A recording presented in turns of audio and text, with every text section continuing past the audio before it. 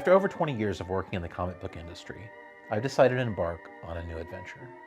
Join me as I explore the strange and unusual, doing everything from sharing my favorite books, comics, and horror movies, to traveling to abandoned spaces, horror-themed bars and restaurants, and all sorts of spooky spots. Welcome to Curious Haunts. I'm your host, Jeremy Haun. I grew up in the Midwest, born and raised in the Ozarks of southwest Missouri. It's a convergence point, the place where four states meet: Missouri, Arkansas, Oklahoma, and Kansas. There's something special about the Midwest, a haunting nature of the wide open plains and the wild jungle-like hills and hollows of the Ozarks. As a kid, I loved to run through the backwoods, my trusty Boy Scout canteen filled with ice-cold spring water, and my uncle's old recurve bow and arrows, ready for anything. I loved those woods that surrounded my grandparents' farm. There was magic there. There were also places that, as a kid, I dared not go. Low, dark, wet hollows that seemed to suck up all the sound. There was magic there too. Just maybe a different kind. We didn't make it off the farm often, but on occasion, we'd make the trip to Kansas City. Compared to the farm, it was a beautiful, huge, scary place. As a kid, I looked at the towers and alleys of downtown Kansas City much in the same way I did those haunted hollows of my grandparents' farm. By the time I was in college, we found ourselves in Kansas City at least 2 or 3 times a month. And by the summer of 2001, I had started making comic books and found myself driving that way nearly every weekend. The endless loop of the Strokes' Is This It becoming an anthem of that time. Just like the hills and hollows of my home in the Ozarks, Kansas City has a special place in my heart. And so today, on Curious Haunts, we've got a special 2-part visit to Kansas City, the city that the river divides. I'm also going to take a look back at a couple of my horror genre favorites. One is a terrifyingly brilliant horror comic from one of the best creature designers and illustrators working in the industry. I'm also going to take a look back at an amazing classic horror franchise box set. But first, let's have a drink.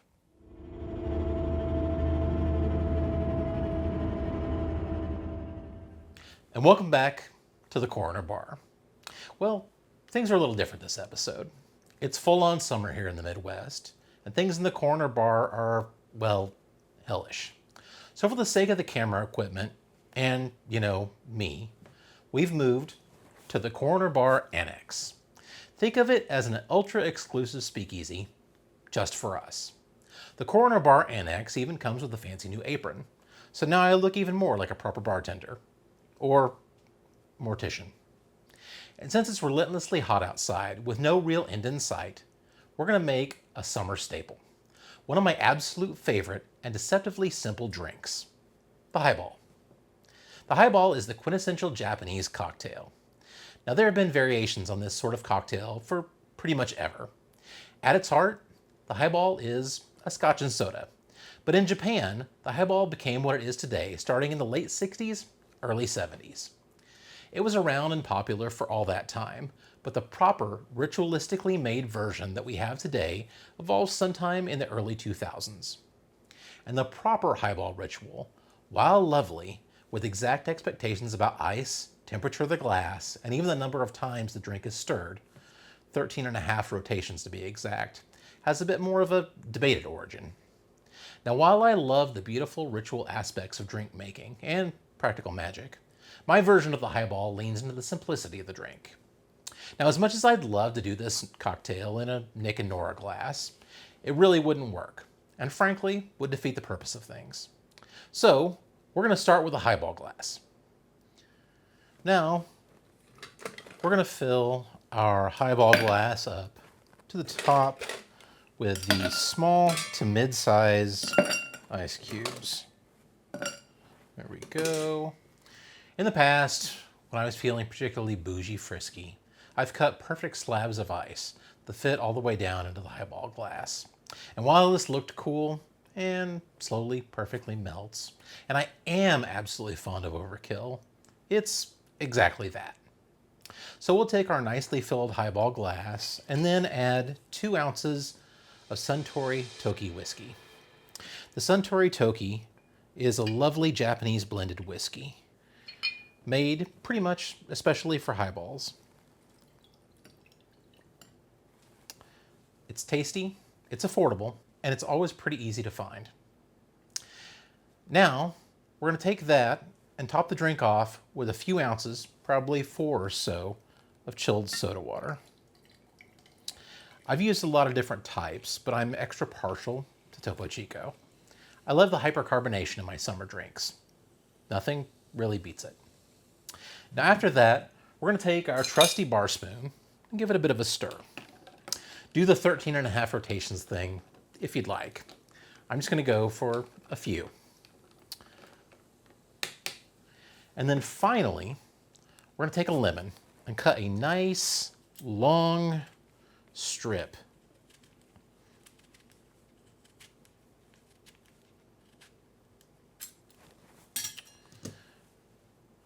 Then express it, get the oils going, and gently slide it down into our glass.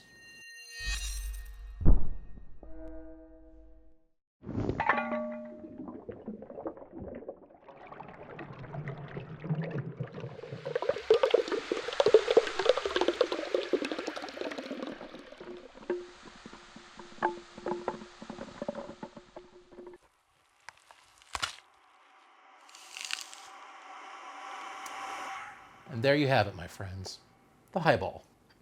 That's just a perfect, crisp summer cocktail.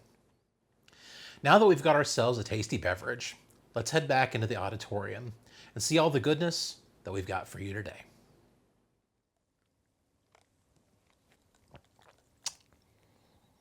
I'm going to be honest, this show may be a little bit of a problem.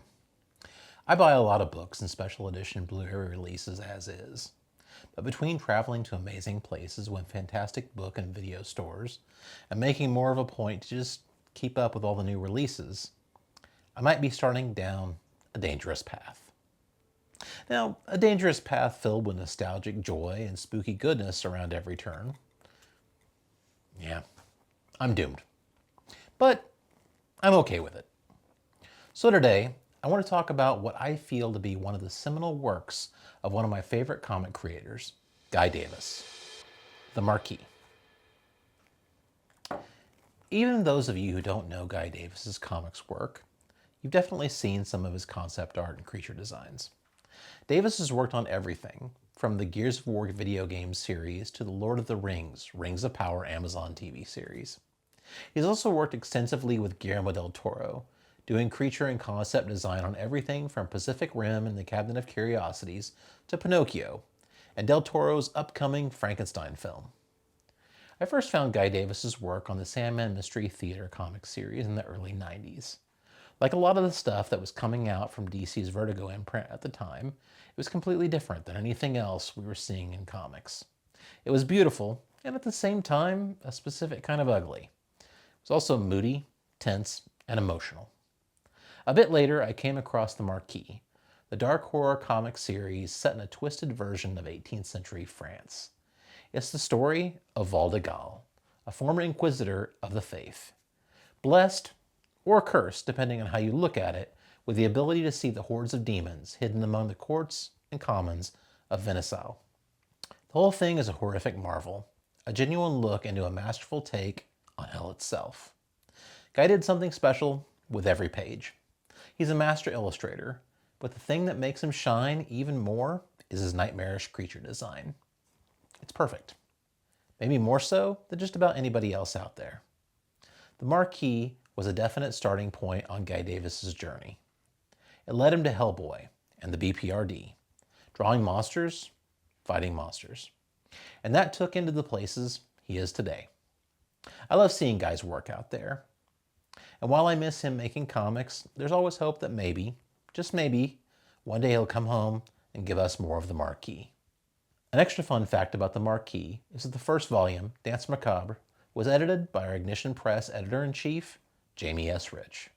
Kind of an extra fun connection between this inspiring book that I love and my comics journey today. Unfortunately, the Marquis seems to be out of print and is pretty pricey on the secondary market. I'm really hoping we might get new editions of this soon. Here's hoping.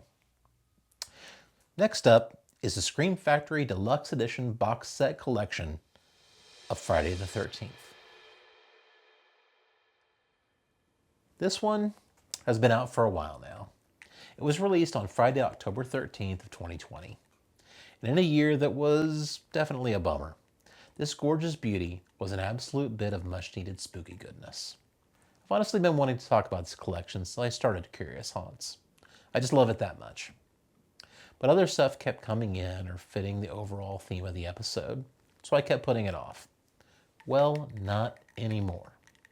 Now, ask me what my favorite horror movie franchise is. Honestly, I don't know. I kind of love them all for different reasons. Call me indecisive, call me what you will. But there's so much good out there. And even within the best horror franchises, Halloween, A Nightmare on Elm Street, Hellraiser, and others, there's a lot of bad too. But the more I think about it, the more I realize that even the bad Friday the 13th flicks hold a place near and dear to my heart. And yes, I'm talking about Part 5, and Jason Takes Manhattan. Sure, it wasn't even actually Jason in Part 5. And in Part 8, Jason is only in Manhattan for about 15 minutes of the movie. The majority of the flick takes place on the crappiest boat to ever sail.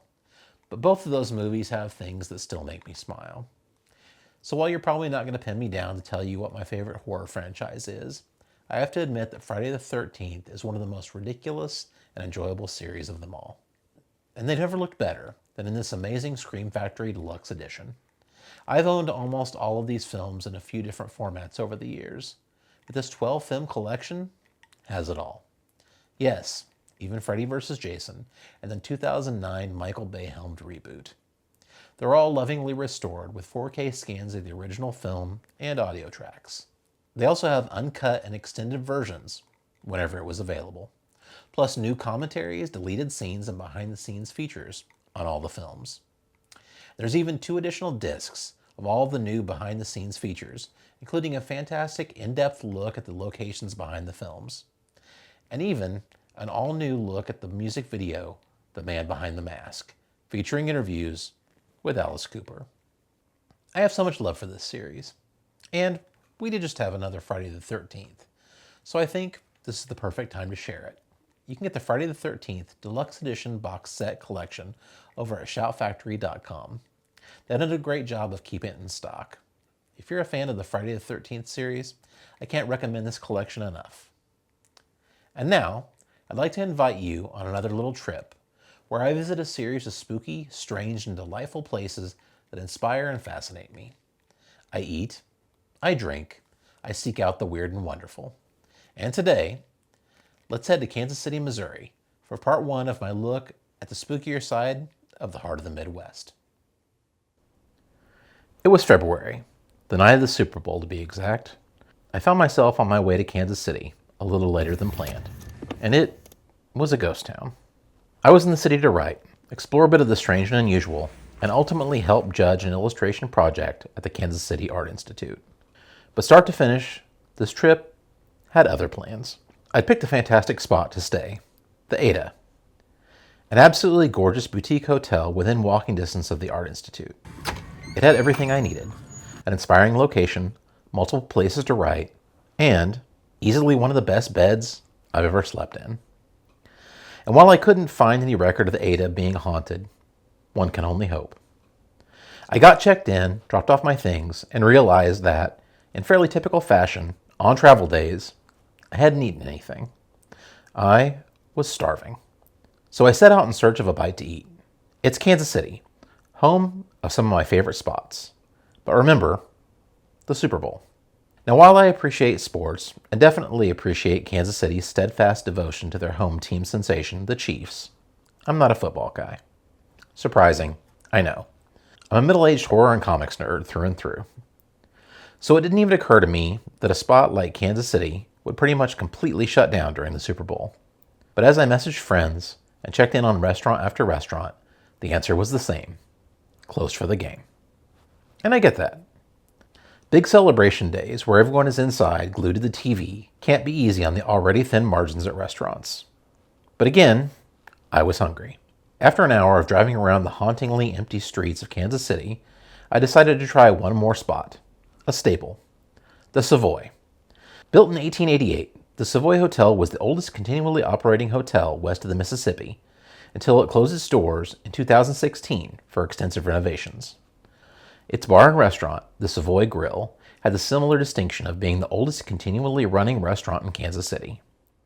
I walked in through the beautifully Lynchian red drapes that marked the entrance to find, well, pretty much nobody. But they were open and welcomed me in. I had a rather tasty old-fashioned and ordered a burger. And as usual, when things are slow in a bar, we got to talking about making drinks. I got to sample an upcoming special menu drink in development, and then, after a while, decided it was time to head back, do a bit of writing, and get some rest. I travel a lot, as you can probably tell. And while I've gotten used to bouncing from place to place, sleeping in strange, varied beds doesn't always make for a nice night of sleep. But I don't think I've had a better night's sleep in a long time than I did at the Ada. I woke up refreshed and ready to go on more of my spooky, strange adventures. My first stop was the Kansas City Workhouse Castle. Built in 1897, the haunting yellow limestone shell is all that remains of the Kansas City Workhouse and Prison, built by its own prisoners. The workhouse was conceived of as a model for humanitarian housing and rehabilitation. But like so many similar institutions at the time, the castle became known for harsh, unsanitary conditions and overcrowding, leading to it closing its doors in 1924. I visited the workhouse castle several times over the years. During that time, it's passed from owner to owner, with reports and hopes of restoration and development. For years, it was gated off, only accessible from the outside. Once, those gates had been open, and a guy doing some maintenance let me take a quick look around, which I was grateful for. But this time, I had no idea what to expect walking up, and was surprised to find the workhouse ungated and just completely open. So, I went in. The space is huge and open. Wooden floors rotted away long ago. Several areas, like the tower, now pretty much completely inaccessible, which, for safety reasons, is probably a good thing. Graffiti covers almost every surface. I looked around, explored the rooms of the still wondrous shell, and in spite of being there alone, still felt a little watched. Which comes as a little surprise. Over the years, there have been numerous accounts of unexplained phenomena. Everything from cold spots and strange and unsettling sounds to sightings of shadowy figures looming down from high up in the tower. Possible hauntings aside, visiting the workhouse castle, I have other concerns. I worry about places like this. In spite of being on the registry of historic places, time and neglect takes its toll on these sorts of buildings. I hope that the right group can help restore the workhouse castle. It's going to take a lot of funding, a real plan, and care. But with the right people, it can be done. Time will tell. It was cold and getting colder as I said goodbye to the Kansas City Workhouse Castle. Reports of an impending winter storm were coming in, and that was not looking good. So I decided to head to one of my favorite Kansas City coffee spots and grab a cup of joe, warm up, and write a bit. Messenger Coffee is a great spot, with damn good coffee, delicious baked goods, and plenty of room to hang out, visit with friends, write, or loudly take a Zoom call. Preferably not the last one, you monsters. I put in my trusty noise-canceling headphones, enjoyed my coffee, and got to writing my spooky stories. And since it was breakfast time, I went ahead and treated myself to one of my favorite items at Messenger, the Queen of Mon. It's a devilishly decadent laminated pastry, kind of in the same family as a croissant. Definitely worth a try. Now, I've never really been one to like writing in public. I'm pretty distractible. But over the past year of needing to write more and more, and being on the road so much, it's gotten easier. By just after 1 in the afternoon, I'd surpassed my page quota for the day and needed a bit of lunch. On the way, I got word that I was in for a treat. We were going to get an extra special guest on this little Kansas City excursion, but more on that later. I'd heard about Bay Boy sandwiches. My brother, fellow sandwich fiend, had raved about them. I arrived at the shop and made my way inside for a treat. The secret of Bay Boy is the Dutch crunch bread. They're delicious soft rolls with this perfect super crunchy rice flour top. You know me, I love a good sandwich, and I genuinely want this bread on every single sandwich from now on. It's just that good. Full and happy, I made my way to the next spot, my favorite bookstore in Kansas City, Prospero's Books. I've been coming to Prospero's Books forever. The 3-level shop has a bit of everything.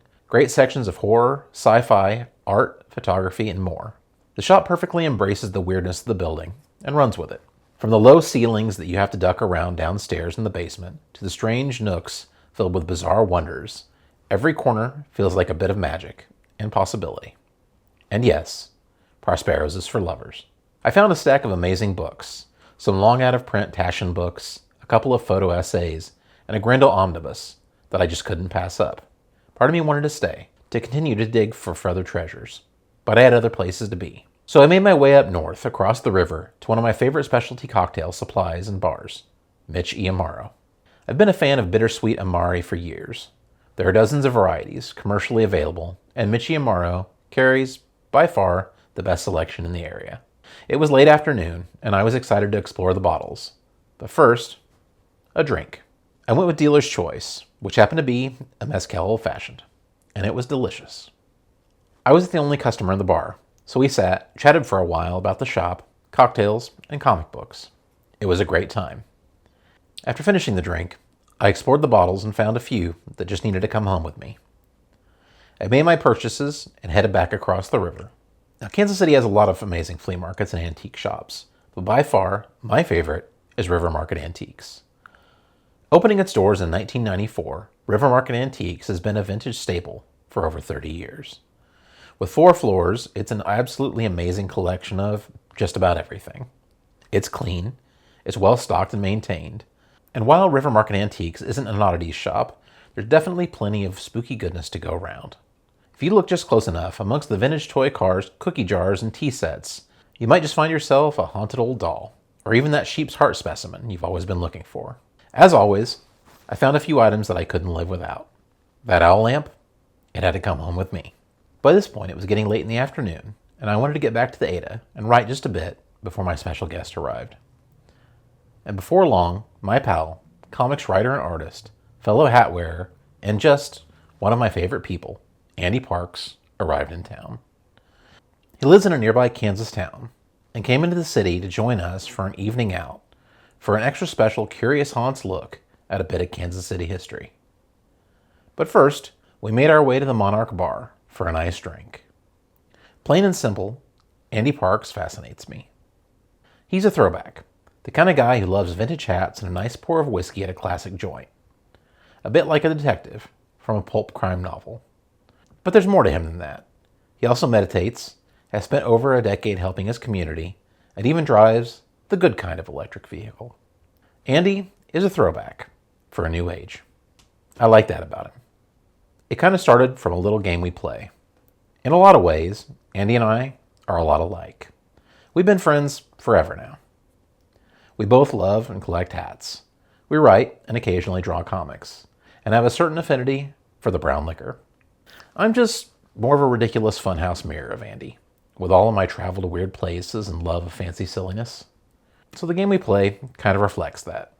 I take Andy to some ridiculous, slightly bougie bar experience, and then he takes me to an amazing, classic watering hole.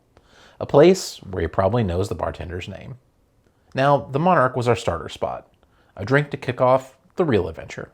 In 2003, Andy wrote the comic Union Station for Oni Press. Along the way, telling that story, Andy became a bit of an expert on Kansas City's massacre at Union Station. And I had the opportunity to walk through that space with him and hear him tell that story. There's no way I can tell it as good as Andy can. He's a special kind of storyteller. And, literally wrote the book on it. But as Andy tells it, Frank Jelly Nash's luck ran out. After talking his way out of multiple prison stints, and even pulling off one full-on escape from custody, Jelly Nash was apprehended in Hot Springs, Arkansas, by FBI agents Frank Smith, Joe Lackey, and McAllister, Oklahoma Police Chief Otto Reed. They snatched Nash up and put him on a train to Kansas City. Little did they know, bank robber, bootlegger, and hitman Vern Miller and 2 other gunmen lay in wait upon their arrival. The massacre was swift and brutal. 2 Kansas City police officers, FBI agents Frank Smith and Raymond Caffery, and Chief Otto Reed were killed in the attack. So was unfortunate Frank Jelly Nash, who managed to get his head blown off in the crossfire. As I said, Andy tells the story better, with just the right kind of flair and trademark humor. We made our way outside of Union Station, where Andy showed me the plaque memorializing the massacre. And then, one more interesting bit. what may or may not have been a bullet hole in the granite of the wall outside, which Andy thinks is probably nonsense, but you never know. We finished up Andy's tour of Union Station. I was grateful to my friend for taking the time and telling me the story. I have a lot of love for the beautiful architecture of the station, and this bit of, well, brutal history makes it all the more special.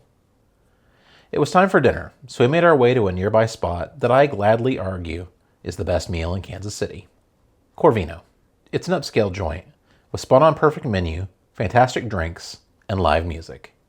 But even with all of that, co-owners Michael and Christina Corvino created something that, while nice, is also quintessentially Midwestern.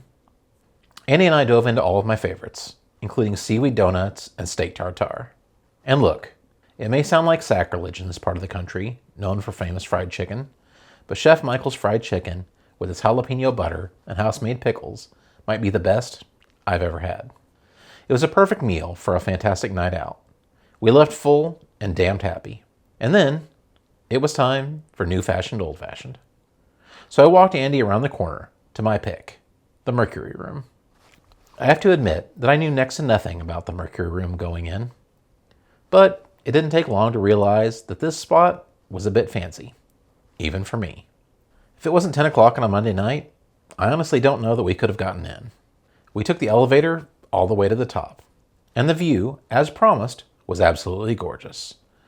We got a spot at the bar and checked out the menu. The Mercury Room's cocktails are all elevated takes, complex variations on modern classics. We enjoyed our cocktails, the amazing view, and the upscale ambiance. We did the new-fashioned. But then it was time for a bit of old-fashioned goodness. And Andy knew just the spot. We made our way over to a true Kansas City classic, the Green Lady Lounge. The Green Lady is perfect, simple, and consistent. A jazz club with a $10 cover charge and open seating. No reservations. 365 days a year. The drinks are all classic and strong. We sat at the bar and enjoyed a final drink of the evening. I'm grateful for Andy Parks. He's true blue. It had gotten colder while we were in the Green Lady Lounge. The weather was taking a turn for the worse. We caught an Uber back to the Ada, adjourned to our rooms, and once again, I slept like a baby in that absolutely fantastic bed. The next morning, Andy made his way back home. And while I'd planned to stay for 2 more days of adventure, the weather had other plans. It started to sleet and snow, and things looked only to get worse. The event at the Kansas City Art Institute was postponed, and I had to make the hard decision to head back home. While this trip to Kansas City was a good one, I didn't get to do half the spooky and strange things I wanted to do. Luckily, I'd be back soon for part 2 of the Kansas City excursion. And there you have it, part 1 of the Kansas City excursion. Now you might be wondering, what's next? We'll be back next time for part 2 of my visit to the weirder side of Kansas City. And after that, we'll wrap up season 1 of Curious Haunts with a visit to Chicago, Illinois. It's going to be a fantastically spooky time, and I can't wait to share it with all of you. So that's it for episode 9 of Curious Haunts. If you have a weird, wonderful, spooky place you feel like I should visit, please let me know. And if you'd like to join me on this curious and haunting journey, please like, comment, and subscribe. And if you know a fellow traveler who, like you, is drawn to the strange and unusual, I'd appreciate you sharing Curious Haunts with them. I'll see you again in 2 weeks. Cheers.